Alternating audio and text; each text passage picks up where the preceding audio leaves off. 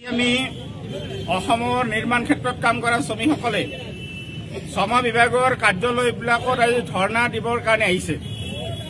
এই ধৰ্ণা কেৱল মাত্ৰ আজিয়েই নহয়, আজি দীৰ্ঘদিন ধৰি নিৰ্মাণ শ্ৰমিকসকলৰ আন্দোলনৰ ফলত হোৱা অসম গৃহ আৰু অন্যান্য নিৰ্মাণ শ্ৰমিক কল্যাণ পৰিষদে আজি নিৰ্মাণ শ্ৰমিকসকলক যিবিলাক প্ৰাপ্য আদায় দিব লাগে ঠিকমতে এই প্ৰাপ্যবোৰ তেখেতসকলে সঠিকমতে আদায় নিদিয়ে।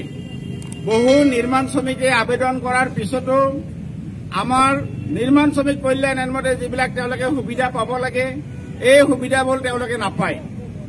আবেদন কৰাৰ পিছত নিৰ্মাণ শ্ৰমিক এজনে 3 বছৰ 4 বছৰ 5 বছৰ ধৰি পেঞ্চনৰ কাৰণে ৰখিব লাগে। এই পেঞ্চন বহুতো পায় আৰু কিছুমানে নাপাওঁকে থাকি যায়। কোনোবাৰ বেমাৰ হলে এক্সিডেণ্ট হলে নিৰ্মাণ শ্ৰমিক কল্যাণ আইনমতে তেওঁলোকে এটা সাহায্য পাব লাগে। শ্ৰমিকে এই সাহায্যৰ কাৰণে আবেদন কৰে, মৰি যায়, তথাপিতো এই কল্যাণ পৰিষদে পইচাই দিব নোৱাৰে।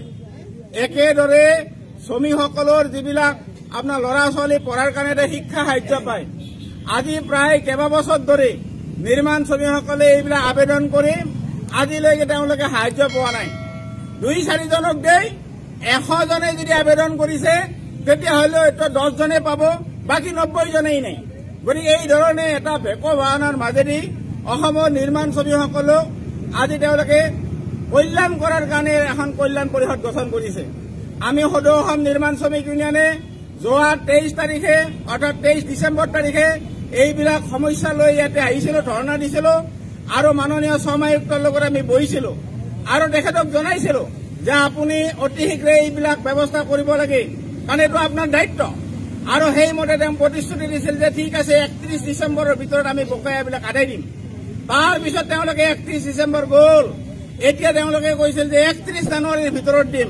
আজি 31 জানুৱাৰী গ'ল, গতিকে উপায় নাই। পুনৰ আমি অসমৰ নিৰ্মাণ শ্ৰমিকসকলে এই কাৰ্যালয়বিলাকত আহিছো। যেনেকে আজি আমি ইয়াতে গুৱাহাটীত আহিছো, অসমৰ সকলো লেবাৰ কাৰ্যালয় অৰ্থাৎ শ্ৰম বিভাগৰ কাৰ্যালয়ত আমাৰ শ শ্ৰমিকে আজি ধৰ্ণা দি আছে আৰু দাবী কৰি আছে যে আমাৰ যিবিলাক প্ৰাপ্য এই প্ৰাপ্যবিলাক আদায় দিয়ক। যেনেকে আজি মালিকবিলাকে কাম কৰাই কিনে সঠিকমতে আজি শ্ৰমিকক প্ৰাপ্য নেদাকে কিছুমানে চলি যায়, আজি এখন চৰকাৰৰ এখন কল্যাণ পৰিষদেও আজি আমাৰ শ্ৰমিকৰ প্ৰাপ্য নেদাকে হাৰি আছে। এতিয়া ভব্য অফিচাৰবিলাক বহি আছে, অসম চৰকাৰৰ বিৰাট ৰাজনীতিবিদবিলাক বহি আছে, অসমৰ মাননীয় মুখ্যমন্ত্ৰীয়ে ডাঙৰ ডাঙৰ লেকচাৰ মাৰি আছে, কিন্তু শ্ৰমিকে আজি তেওঁলোকৰ প্ৰাপ্য নাপাই মৰি আছে। গতিকে এই ধৰণৰ এটা অৱস্থাৰ সৃষ্টি হোৱাৰ কাৰণে আজি আমাৰ সদৌ অসম নিৰ্মাণ শ্ৰমিক ইউনিয়নে অসমৰ সকলো নিৰ্মাণ শ্ৰমিকক ঐক্যবদ্ধ হোৱাৰ কাৰণে আবেদন জনাইছে আৰু এই ধৰণৰ শ্ৰম কাৰ্যালয়ত ধৰ্ণা দিবৰ কাৰণে আজি আবেদন জনাইছিল। সেইমতে আমি ইয়াতে আহিছো। এতিয়া নিৰ্মাণ শ্ৰমিক কল্যাণ পৰিষদে কৈ আছে যে চব কাম অনলাইন হ'ব, জবৰদস্তি জাপি দিছে আমাৰ অনলাইন। ঠিক আছে, আমি অনলাইন কৰিম, কিন্তু এই অনলাইনৰ নামতো নানান ধৰণৰ হাৰাশাস্তি। শ্ৰমিকসকলে আজি প্ৰায় এবছৰ ধৰি নতুনকে নিৰ্মাণ শ্ৰমিকে নাম পঞ্জীয়ন কৰিব পৰা নাই। Building and other construction workers welfare act মতে অসমৰ সকলো নিৰ্মাণ শ্ৰমিকে এই আইনৰ সুবিধা পাব লাগিব আৰু সেইমতে সকলো নিৰ্মাণ শ্ৰমিকে আবেদন কৰি ইয়াতে পঞ্জীয়ন হ'ব পাৰিব লাগে। কিন্তু আজি এবছৰ ধৰি এতিয়া অনলাইন কৰাৰ নামত আজি তেওঁলোকে বন্ধ কৰি ৰাখিছে। একেদৰে আজি যিবিলাক আপোনাৰ অন্যান্য যিবিলাকে দীৰ্ঘদিন ধৰি এই পঞ্জীয়ন হৈছে আৰু যিবিলাক আইনী সুবিধাবিলাক তেওঁলোকে সামান্য হলেও পাই আছে, আজি তেখেতসকলৰো কাম কাজবিলাক আজি বন্ধ কৰি ৰাখিছে। গতিকে এনেকুৱা এটা অৱস্থাত আৰু ডাঙৰ ডাঙৰ মন্ত্ৰীয়ে লেকচাৰ দি আছে, টিভি বাতৰি বিভিন্ন ধৰণৰ তেওঁলোকে প্ৰচাৰ কৰি আছে বিজেপি চৰকাৰে মিস্ত্ৰী যোগালীৰ কাৰণে বোলে ভাল খবৰ আনিছে। কি ভাল খবৰ? আজি আমি ইয়াতে শ্ৰমিকবিলাকে মিস্ত্ৰীবিলাকে যাইবাৰ বাধ্য হৈছে। সেইকাৰণে অসমৰ ৰাইজক ক'ব বিচাৰো, এই যে চৰকাৰে যিবিলাক মিছা প্ৰচাৰ কৰি আছে এইবিলাকৰ ওপৰত ৰাইজে ভুল নাযাব, কাৰণ স্বয়ং মিস্ত্ৰীবিলাকে যেতিয়া ধৰ্ণা দিব লগা হৈছে, যিবিলাকে আজি তেওঁলোকৰ প্ৰাপ্যবিলাক আজি পাবৰ কাৰণে আবেদন কৰিব পোৱা নাই। গতিকে সেইকাৰণে আজি আমাৰ শ্ৰমিক কৰ্মচাৰীসকলে আজি আবেদন জনাওঁ যে অতি শীঘ্ৰে এই কাম চৰকাৰে কৰক, আৰু যদি নকৰে তেতিয়াহ'লে স্বাভাৱিকভাৱে আমি এই বিভাগৰ কাৰ্যালয়ত আমি দিনে ৰাতি ইয়াতে বহি থাকিব লাগিব, কাৰণ আমাৰ ইয়াক বাদে অন্য কোনো ৰাস্তাই নাই। বহু আন্দোলন সংগ্ৰাম কৰি আমি এখন আইন কৰিছিলো। এই আইনত আজি কোটি কোটি টকা আমাৰ কল্যাণ পৰিষদত জমা হৈ আছে। এই পৰিষদত জমা হোৱা পইচাবিলাক কোনো অসম চৰকাৰ ভাৰত চৰকাৰৰ নহয়, যিমান কনষ্ট্ৰাকশ্যনৰ কাম চলি আছে প্ৰতিটাৰ পৰা আমি টেক্স পাই আছো। কাৰণ আমাৰ নিৰ্মাণ শ্ৰমিকসকলে যেতিয়া কাম কৰিব যায় ঠিকাদাৰৰ তলত আমাক মাত্ৰ হাজিৰা দিয়ে, আমাকতো পেঞ্চন নিদিয়ে, বেমাৰ হ'লে চিকিৎসা নিদিয়ে। নিৰ্মাণ শ্ৰমিক কল্যাণ আইনৰ জৰিয়তে কোৱা হৈছে যে ঠিক আছে তুমি হাজিৰা দিয়া, কিন্তু কল্যাণৰ নামত তোমালোকে 100 টকাত 1 টকা কৰি চেচ দিয়া। কল্যাণ পৰিষদে তেওঁলোকক পেঞ্চন দিব, কল্যাণ পৰিষদে তেওঁলোকক শ্ৰমিকসকলৰ সা সুবিধাবিলাক দিব। আৰু সেইমতে আজি অসমৰ যিমান কনষ্ট্ৰাকশ্যনৰ কাম চলি আছে এই ধৰণে আজি পইচাবিলাক জমা হৈছে। প্ৰায় 2400 কোটি টকাৰ ওপৰত আজি নিৰ্মাণ শ্ৰমিক কল্যাণ পৰিষদত জমা হৈ আছে। আৰু এই টকা আজি শ্ৰমিকসকলৰ প্ৰাপ্যৰ টকা। তেখেতসকলৰ আজি পেঞ্চনৰ নামত, তেখেতসকলৰ ল'ৰা ছোৱালী শিক্ষা সাহায্যৰ নামত, বেমাৰ হ'লে চিকিৎসাৰ নামত, এক্সিডেণ্ট হ'লে চিকিৎসাৰ নামত, মৃত্যু হ'লে তাৰ পৰিয়াল চোৱাৰ নামত আজি এই কল্যাণ পৰিষদে সেই টকা শ্ৰমিকসকলক দিব লাগে। কিন্তু ইমান কোটি টকা থকাৰ পিছতো আজি এই অসম চৰকাৰে যি ধৰণে এইবিলাক কাম কৰিব লাগিছিল, দিব লাগিছিল, এইবিলাকে দিব পৰা নাই ভাই।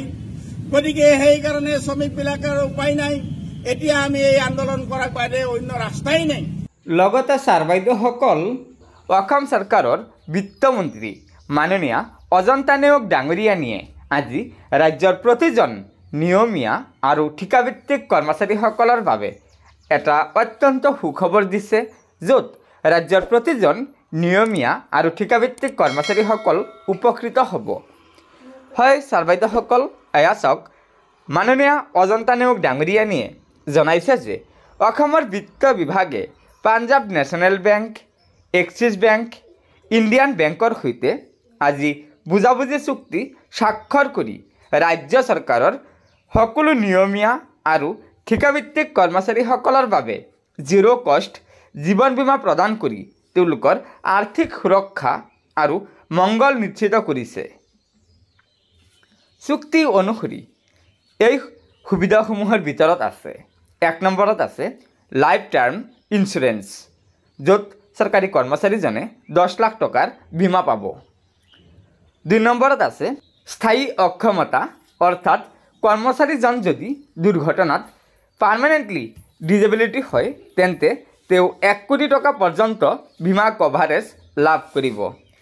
তাৰ তলত আছে আংশিক অক্ষমতা, অৰ্থাৎ কৰ্মচাৰীজনৰ যদি দুৰ্ঘটনাত আংশিক অক্ষমতা হয় তেন্তে 80 লাখ টকা পৰ্যন্ত বীমা কভাৰেজ লাভ কৰিব। তাৰ তলত আছে বিমান দুৰ্ঘটনা বীমা 2 কোটি টকা। গতিকে ছাৰ বাইদেউসকল, এয়া নিশ্চয় অসম চৰকাৰৰ বিত্তমন্ত্ৰী ডাঙৰীয়ানীয়ে আজি ৰাজ্যৰ চৰকাৰী কৰ্মচাৰীসকলৰ বাবে এটা বৃহৎ সুখবৰ দিছে, য'ত ৰাজ্যৰ প্ৰতিজন নিয়মীয়া আৰু ঠিকাভিত্তিক কৰ্মচাৰী উপকৃত হ'ব। গতিকে ছাৰ বাইদেউসকল, লগৰ বন্ধুবৰ্গক এই ভিডিঅ'টো শ্বেয়াৰ কৰি আজিৰ এই সুখবৰটো জনাই দিব আৰু নতুনকৈ অহা ছাৰ বাইদেউসকলে অনুগ্ৰহ কৰি আমাৰ এই চেনেলটো ছাবস্ক্ৰাইব কৰি ল'ব। ধন্যবাদ। জয় আই অসম।